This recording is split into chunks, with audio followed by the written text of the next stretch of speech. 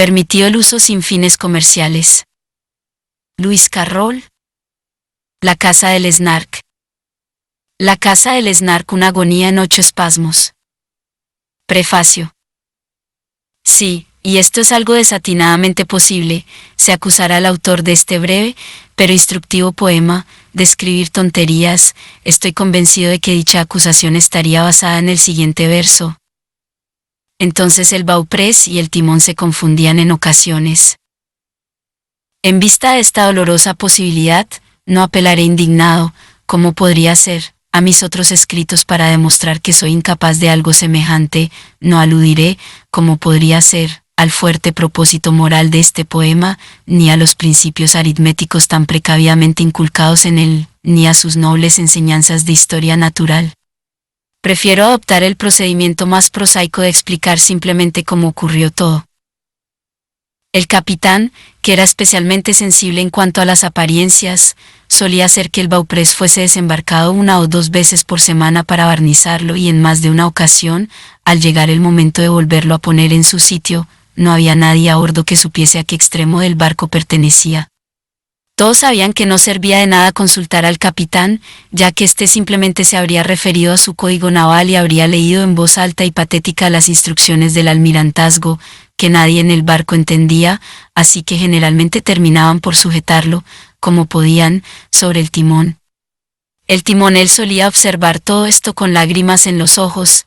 Él sabía que estaba mal hecho, pero, el artículo 42 del código, nadie hablará al hombre del timón, había sido completado por el mismísimo capitán con las palabras, y el hombre del timón no hablará con nadie. Así que quejarse era imposible, y hasta el siguiente día que tocase barnizar no podría realizarse ningún movimiento con el timón. Durante esos desconcertantes intervalos, el barco normalmente navegaba hacia atrás. Como, de alguna forma, este poema está conectado con la balada de Jabberwock, dejadme aprovechar esta oportunidad para contestar a una pregunta que me han hecho a menudo: ¿cómo pronunciar deslizosos todos? La I de deslizosos es como la I de amistosos, y todos se pronuncia de manera que rime con los. Asimismo, la primera O de borogos se pronuncia como la O de loro. He oído gente que trata de pronunciarla como la O de ahoga. Tal es la perversidad humana. Esta también me parece una buena ocasión para llamar la atención sobre otras palabras difíciles del poema. La teoría de Humpty Dumpty, la de 2 significados metidos en una sola palabra como en un maletín, me parece una buena explicación para todas ellas. Por ejemplo, tomemos las palabras humeante y furioso. Imaginad que deseáis decir las 2 palabras, pero no sabéis cuál pronunciar primero. Si vuestros pensamientos se inclinan, aunque sea levemente, hacia humeante, diréis humeante furioso. Si por un pelo se inclinasen hacia furioso, diríais furioso humeante, pero si tuvieseis el extraño don de una mente en perfecto equilibrio, diríais humioso. Supongamos que cuando Pistol pronunció la famosa frase ¿bajo qué rey bellaco? ¿Habla o muere? El juez ya lo hubiera sabido con certeza que se trataba de William o de Richard, pero, al no saber cuál de los 2 exactamente, no podría decir primero uno y luego otro. No podemos dudar que para evitar morir habría exclamado, Richam. Espasmo y el desembarco. Este es lugar del Snark, gritó el capitán, mientras desembarcaba con cuidado a su tripulación, manteniendo a cada hombre por encima de las olas con la ayuda de un dedo enredado en su pelo. ¿Este es lugar del Snark? Lo he dicho 2 veces, eso alentará a la tripulación. ¿Este es lugar del Snark? Lo he dicho 3 veces, lo que yo diga 3 veces es verdad. La tripulación estaba completa. Incluía un limpiabotas, un fabricante de gorras y bonetes, un abogado, para que mediasen las disputas, y un tasador, para que evaluase sus bienes. Un jugador de billar, muy habilidoso, que podría haberse hecho de oro, de no ser porque un banquero, que resultaba un empleado muy caro, cuidaba el dinero de todos. También había un castor, que paseaba por la cubierta, o que se sentaba en la proa a hacer encajes, y que, según el capitán, les había salvado muchas veces de naufragar, aunque ningún marinero sabía cómo. Había uno que era famoso por el número de cosas que se había olvidado al subir al barco: su paraguas, su reloj, todas sus joyas y anillos, y la ropa que había comprado para el viaje. Tenía 42 cajas, empaquetadas con gran cuidado, con su nombre escrito claramente en ellas, pero, como se le olvidaron, todas se quedaron en la playa. La pérdida de sus ropas no importaba casi nada, porque cuando llegó al barco llevaba puestos 7 abrigos y 3 pares de botas. Sin embargo, lo peor era que había olvidado totalmente su nombre.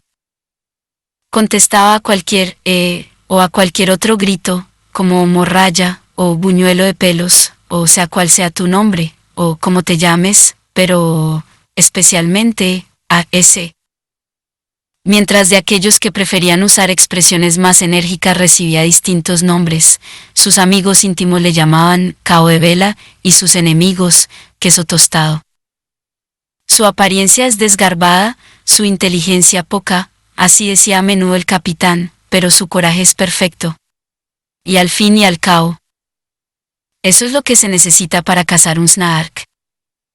Gastaba bromas a las hienas, devolviéndoles la mirada con un descarado movimiento de cabeza, y una vez fue a pasear, mano a mano, con un oso, solo para levantarle el ánimo, dijo. Vino como panadero, pero admitió, demasiado tarde, y esto volvió medio loco al capitán, que solo sabía hacer pastel de boda, para el que, yo aseguro, no tenían ingredientes. El último tripulante merece una observación especial. Aunque parecía un increíble asno, solo tenía una idea, pero como esta era el Snark, el capitán le contrató de inmediato. Vino de carnicero, pero gravemente. Declaró, cuando el barco ya llevaba una semana navegando, que solo era capaz de matar castores. El capitán se asustó y tan asustado estaba que ni una sola palabra pudo articular. Pero, más tarde, explicó, con voz temblorosa, que había solo un castor a bordo, que estaba amaestrado y que era suyo, por lo que su muerte sería profundamente lamentada. El castor, que por casualidad escuchó esta observación, protestó, con lágrimas en los ojos, diciendo que ni el éxtasis producido por la caza del Snark podría compensarle este tremendo disgusto. Pidió insistentemente que el carnicero viajara en otro barco distinto. Pero el capitán dijo que esto no concordaba con los planes que había hecho para el viaje. Navegar era siempre un arte muy difícil, aunque fuese con un barro y una sola campana, por tanto se temía que debía negarse a contratar a otro. Lo mejor que podía hacer el castor era, sin duda, buscarse un abrigo de segunda mano a prueba de cuchillos. Eso le aconsejó el panadero, y después debería asegurar su vida en una compañía respetable. Esto le sugirió el banquero, quien se ofreció a alquilarle, en buenas condiciones, o a venderle 2 excelentes pólizas, una contra el fuego y otra contra los daños producidos por el granizo. Sin embargo, todavía, desde ese triste día, pase por donde pase el carnicero, el castor mira hacia otro lado y se muestra inexplicablemente reservado. Espasmo 2. El discurso del capitán. Al mismísimo capitán todos ponían por las nubes. ¡Qué porte, qué naturalidad y qué gracia! ¡Qué solemnidad, también! Cualquiera podía ver que era un hombre sabio, con solo mirarle a la cara. Había comprado un gran mapa del mar, sin un solo vestigio de tierra. Y toda la tripulación estaba encantada al ver que era un mapa comprensible para ellos. ¿Qué utilidad tienen el Ecuador, el Polo Norte y las zonas de Mercator, los trópicos y las líneas de los meridianos? Así decía el capitán. Y la tripulación contestaba, son solamente signos convencionales. Otros mapas tienen formas, con las islas y los caos, pero nosotros debemos agradecer a nuestro valiente capitán, así hablaba la tripulación, que nos haya comprado el mejor, un perfecto y absoluto mapa blanco. Esto era maravilloso, sin duda, pero pronto averiguaron que el capitán, al que ellos tenían en tan buena estima, solo tenía una idea para cruzar el océano, y esta era tocar su campana. Era pensativo y serio, pero las órdenes que daba eran suficientes para desorientar a la tripulación. Cuando gritaba, girad a estribor, pero dejad la proa a babor, ¿qué diablos podía hacer el timonel? Entonces el bauprés y el timón se confundían en ocasiones, algo que, como decía el capitán, ocurre frecuentemente en climas tropicales. Cuando una nave está, por decirlo así, esnarcada. Pero el fallo principal ocurrió durante la navegación, y el capitán, perplejo y afligido, dijo que él había esperado, al menos, que cuando el viento soplara hacia el este, el barco no fuese rumbo al oeste. Pero el peligro había pasado. Por fin habían desembarcado, con sus cajas, maletas y bolsas. Sin embargo, a primera vista, a la tripulación no le gustó el paisaje, que estaba plagado de acantilados y rocas. El capitán percibió que los ánimos estaban bajos y contó, en tono melodioso, algunas bromas que se había guardado para las ocasiones de aflicción. Pero la tripulación no hacía más que gemir. Les sirvió ponche con mano generosa y les invitó a sentarse en la playa, y ellos reconocieron que su capitán tenía un magnífico porte, mientras permanecía de pie lanzándoles un discurso. Amigos, nobles y campesinos, prestadme atención. A todos les gustaban las citas, así que a su salud bebieron y gritaron 3 hurras, mientras se les servía otro vaso. Hemos navegado varios meses, hemos navegado muchas semanas, 4 al mes, podéis anotar, pero todavía, hasta este momento, y es vuestro capitán el que habla, no hemos visto, ni por asomo, un snark. Hemos navegado muchas semanas, muchos días, 7 por semana, lo reconozco, pero nunca un snark, sobre el que nos encantaría poner la vista, nos hemos encontrado hasta ahora. Venid, escuchad, compañeros, mientras os vuelvo a decir las 5 señas infalibles por las que vosotros sabréis, donde quiera que vayáis, que se trata de un genuino snark. Vamos a conocerlas por orden. Primero, el sabor, que es escaso y engañoso, pero crujiente. Como un abrigo que está demasiado ajustado a la cintura, con un aroma a gusto de alfeñique. Su hábito de levantarse tarde, estaréis de acuerdo conmigo en que va demasiado lejos, cuando os digo que normalmente desayuna a la hora del té y cena al día siguiente. Tercero, es lento para entender un chiste, si os atrevéis, probad con alguno, y suspirará como una criatura muy triste y siempre estará serio ante un juego de palabras. Cuarto, le encantan las cabinas de baño, que constantemente lleva de uno a otro lado, porque cree que le añaden belleza al paisaje. Opinión que puede dudarse. Quinto, es ambicioso. Pero debemos describir 2 grupos, distinguir entre los que tienen plumas y pican, y los que tienen bigote y arañan. Porque, aunque normalmente un snark no hace daño, es mi obligación deciros que algunos son bujams. El capitán, alarmado, se quedó de repente callado al ver que el panadero se había desmayado. Espasmo 3. La historia del panadero. Le reanimaron con panecillos, le reanimaron con hielo. Le reanimaron con mostaza y con berros. Le reanimaron con mermelada y con consejos juiciosos, y le pusieron enigmas que resolver. Cuando por fin se sentó y pudo hablar, su triste historia se ofreció a contar. Y el capitán gritó, silencio.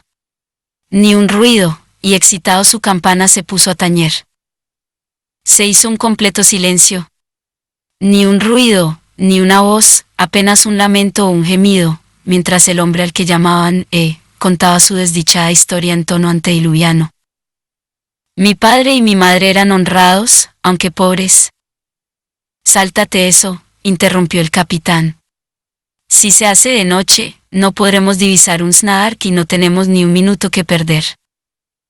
Me saltaré 40 años, dijo el panadero llorando, y seguiré, sin más dilación, contando el día en que me admitisteis en vuestro barco, para ayudaros a cazar un snark. Un tío mío muy querido, que me dio su nombre, observó, cuando fui a despedirme de él. Oh, sáltate a tu querido tío, exclamó el capitán, tocando enfadado su campana. Él me dijo entonces, siguió en tono amable, si tu snark es un snark, está bien, tráelo a casa por todos los medios. Puedes servirlo con verdura, y es útil para encender una vela. Puedes buscarlo con dedales, buscarlo con cuidado, cazarlo con tenedores y esperanza, con acciones de los ferrocarriles amenazarlo y hechizarlo con sonrisas y jabón. Ese es exactamente el método, dijo, decidido, el capitán en un paréntesis repentino. Esa es exactamente la forma que a mí siempre me han contado para intentar la caza del Snaark. Pero, ay. Radiante sobrino, guárdate de ese día, si tu Snaark es un Buyam. Porque entonces ese día, suave y repentinamente, tú desaparecerás y nadie podrá encontrarte otra vez. Esto es lo que oprime mi alma, cuando pienso en las últimas palabras de mi tío. Y mi corazón no es más que un tazón rebosante de temblorosa cuajada. Esto es. Ya hemos oído esto antes, dijo el capitán indignado. Y el panadero contestó, dejadme decirlo una vez más, esto es lo que yo me temía. Entablo con el Snaark, cada noche cuando oscurece, una delirante lucha en sueños. Lo sirvo con verdura en esas escenas sombrías y también lo uso para encender cerillas. Pero si alguna vez me encuentro con un Buyam, ese día, en un momento, estoy seguro de ello.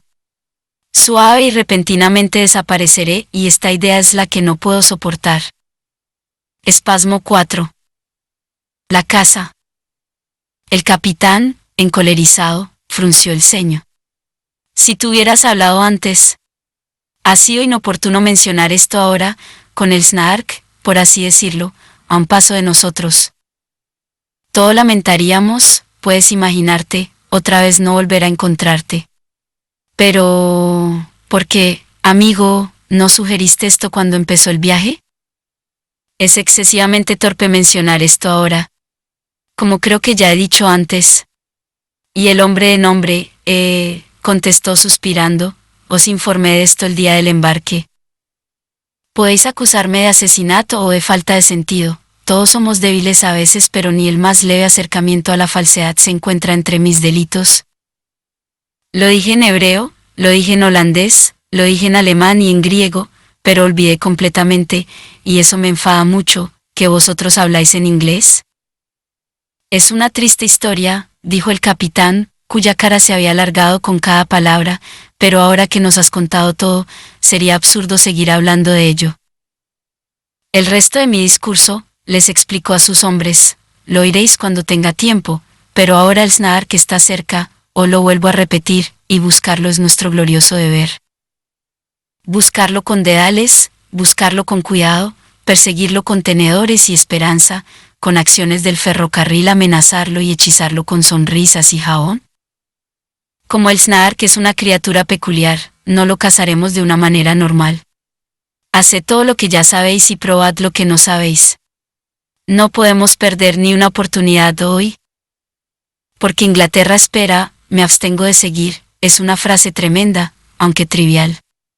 Mejor será que vayáis desempaquetando lo que necesitáis y os preparéis para la lucha. Entonces el banquero endosó un cheque en blanco, que había cruzado, y cambió las monedas en billetes. El panadero, con cuidado, se peinó los bigotes y el pelo, y sacudió el polvo de sus abrigos. El limpiabotas y el tasador afilaron el pico, utilizando la muela por turnos. Y el castor seguía haciendo encajes y no mostraba ningún interés en el asunto. El abogado trató de apelar a su orgullo y en vano le citó un gran número de casos en los que hacer encajes se había demostrado que era, de la ley, una violación. El fabricante de bonetes planeaba ferozmente una nueva disposición para los lazos. Mientras el jugador de billar, con temblorosa mano, se pintaba con tiza la punta de la nariz. Mas el carnicero se puso nervioso y se vistió muy elegante, con guantes de cabritilla amarillos y chorreras. Dijo que se sentía exactamente como el que va a una cena, a lo que el capitán observó, ¡qué tontería!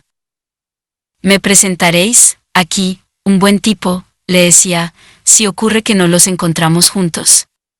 Y el capitán, sacudiendo sagazmente la cabeza, dijo, eso dependerá del tiempo de ese día.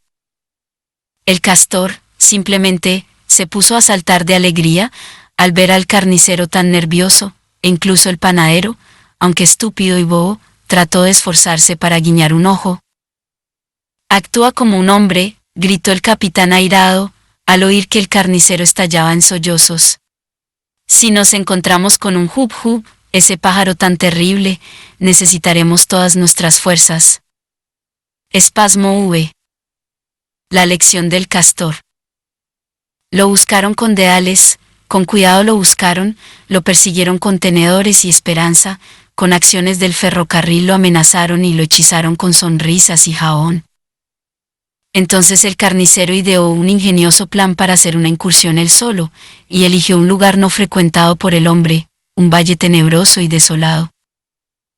Pero el mismo plan se le ocurrió al castor, que había elegido el mismo sitio, mas ninguno demostró, con signos o palabras, el disgusto que apareció en su cara. Cada uno pensaba que el otro solo tenía en su mente al Snark y el glorioso trabajo de ese día, y trataba de fingir que no se enteraba de que el otro andaba por ese mismo camino.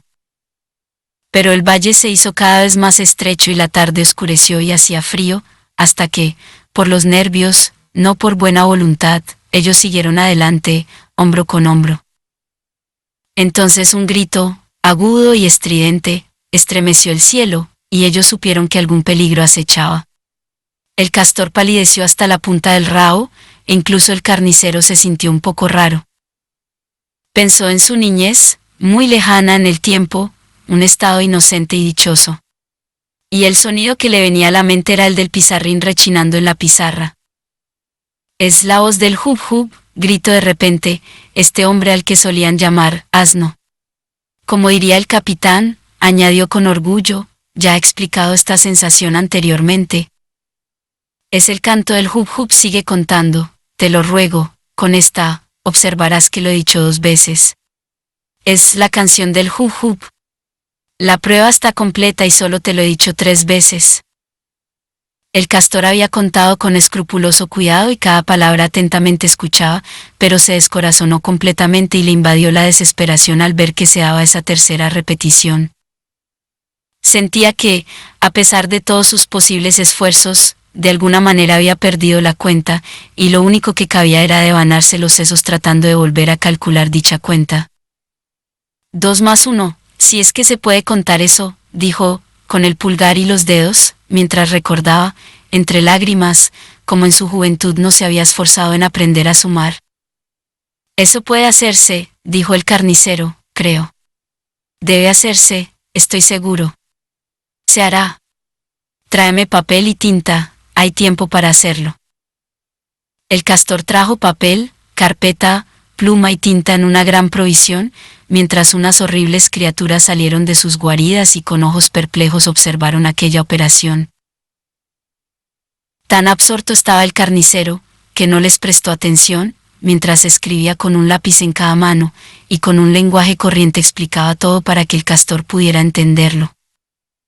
Tomaremos el 3 como base de este razonamiento. Una cifra muy fácil de escribir.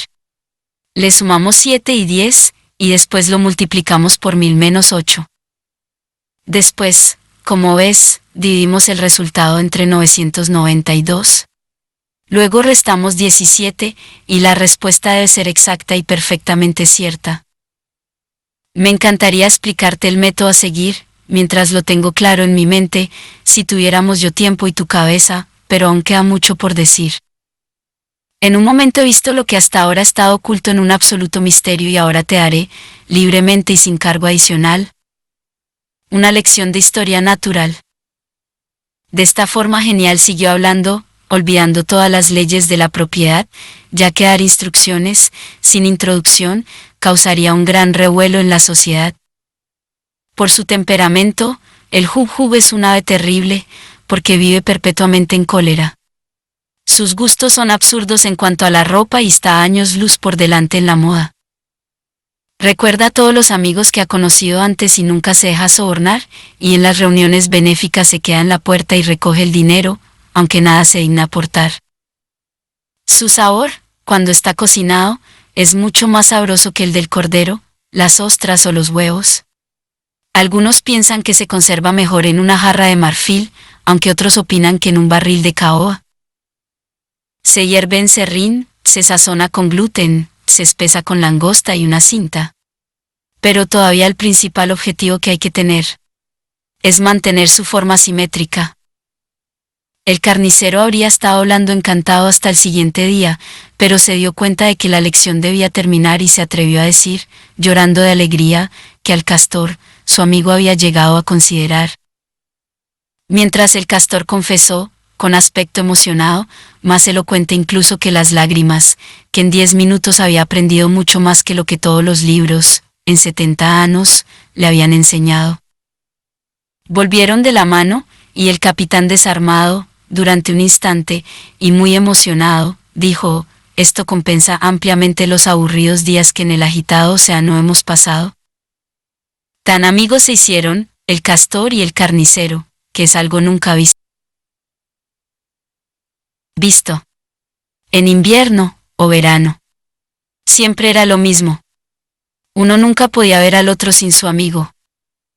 Y si alguna disputa surgía, como pasa a menudo a pesar de que todos se esfuercen, la canción del Juju volvía a sus mentes y cimentaba su amistad para siempre. Spasmoví. El sueño del abogado. Lo buscaron con deales, con cuidado lo buscaron, lo persiguieron con tenedores y esperanza, con acciones del ferrocarril lo amenazaron y lo hechizaron con sonrisas y jabón. Pero el abogado, cansado de probar en vano que el castor con su encaje estaba delinquiendo, se durmió y en sus sueños vio claramente a la criatura que su imaginación había estado buscando tanto tiempo. Soñó que estaba ante un sombrío tribunal, donde el Snark, con una lente sobre el ojo, toga, faja y peluca, defendía a un cerdo, acusado de haber abandonado su pocilga. Los testigos demostraron, sin fallo o error, que la pocilga cuando la encontraron estaba vacía. Y el juez siguió explicando lo que la ley establecía en un tono dulce y subterráneo de voz. La acusación no había sido claramente explicada, parecía que el Snark había empezado, y durante 3 horas había comentado, antes de que alguien adivinara lo que se suponía que había hecho el cerdo acusado. Los miembros del jurado tenían puntos de vista diferentes, antes de que se leyese la acusación, y todos hablaban a la vez y ninguno sabía qué era lo que decía el resto de la gente. «Debéis saber», dijo el juez, pero el Snark exclamó, «¿Tonterías? Esta ley es bastante obsoleta. Dejadme que os diga, amigos, que toda esta cuestión se basa en un antiguo derecho feudal. En cuanto a la traición, parecería que el cerdo ha ayudado, pero no ha incitado.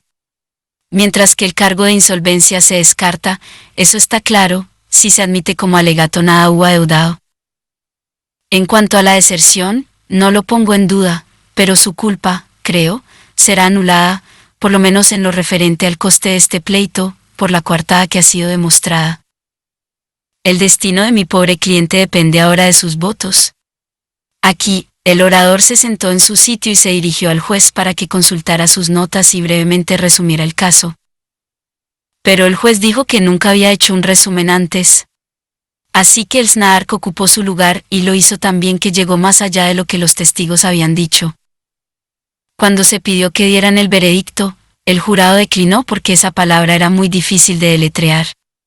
Pero se atrevieron a pedirle al Snark que se ocupase de eso también. Así que el Snark dio el veredicto, aunque, como confesó, estaba cansado por el esfuerzo del día. Cuando dijo la palabra culpable, todo el jurado gimió y alguno incluso se desmayó.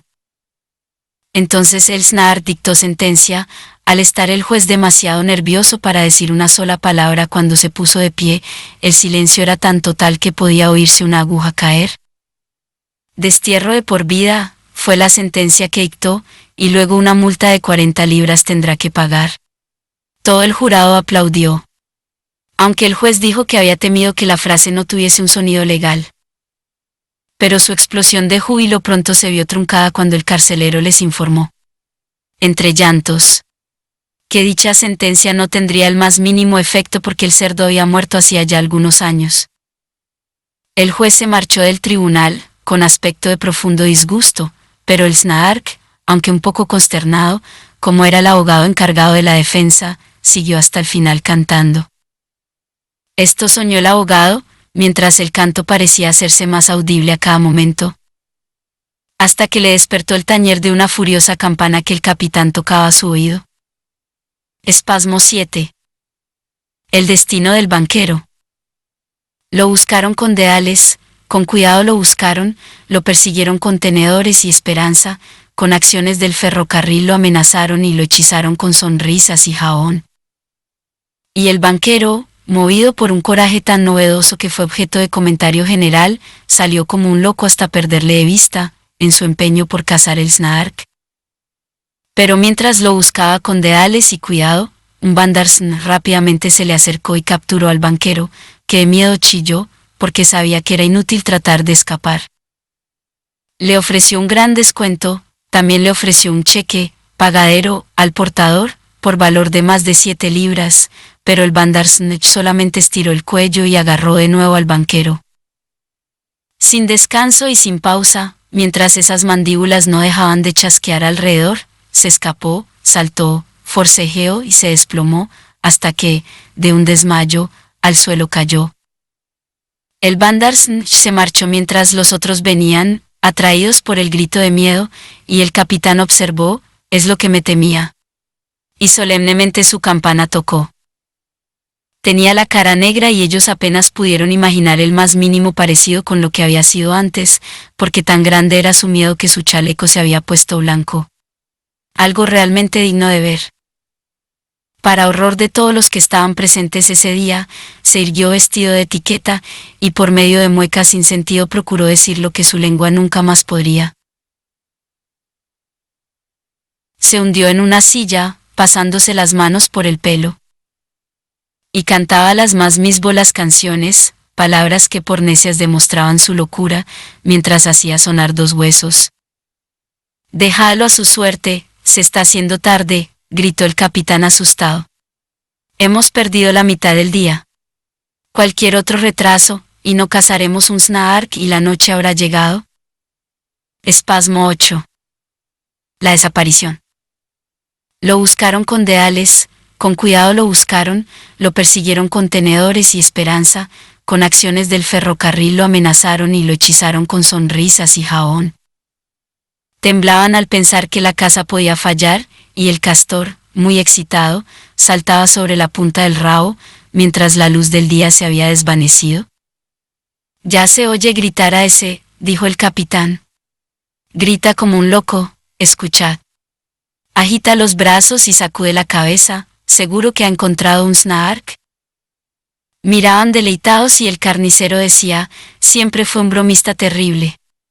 Le vieron, a su panadero, a su héroe sin nombre, subido en una roca vecina. Erguido y sublime, por un momento. Al momento siguiente, la salvaje figura que miraban, como presa de un espasmo, cayó en un abismo, mientras todos asustados esperaban y escuchaban. «Es un Snark», fue lo primero que oyeron y a todos les parecía demasiado bueno para ser cierto. Después siguió un torrente de risas y hurras, luego las temidas palabras, «¿Es un búho?». Después, silencio. Algunos se imaginaron que oían en el aire un suspiro cansado y errante, que sonaba algo así como «hum», pero otros declararon que solo era el viento que soplaba. Cazaron hasta que se hizo de noche, pero no encontraron ni un botón, ni una pluma, ni una señal que pudiera indicarles que estaban pasando por donde el panadero había encontrado al Snark. En mitad de la palabra que trataba de decir, en mitad de su risa y su júbilo, suave y repentinamente desapareció, porque el Snark era un Buyam, ya veis. Universal 3 ubs dobles.biblioteca.org.ar